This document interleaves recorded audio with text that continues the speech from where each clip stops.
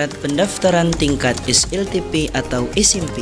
Mengisi formulir pendaftaran yang disediakan. Fotokopi STT BSD dan SKUN SD jika telah ada. Pas foto 3x4 6 lembar dan 2x3 sebanyak 4 lembar. Fotokopi akte kelahiran atau KK 1 lembar. Semua berkas tersebut dimasukkan di dalam map.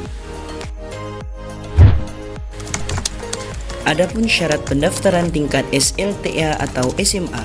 Mengisi formulir pendaftaran yang disediakan. Fotokopi STTB SMP dan SKUN SMP jika telah ada. Pas foto 3x4 6 lembar dan 2x3 sebanyak 4 lembar. Fotokopi akte kelahiran atau KK 1 lembar. Semua berkas tersebut dimasukkan di dalam map.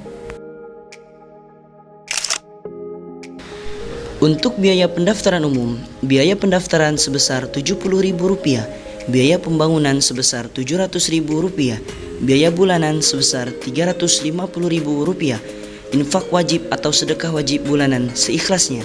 Jumlah keseluruhan sebesar Rp1.120.000.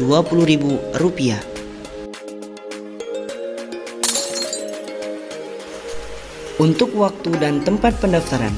Waktu pendaftaran dibuka setiap hari mulai pukul 8.00 sampai dengan 18.00 waktu Indonesia Barat.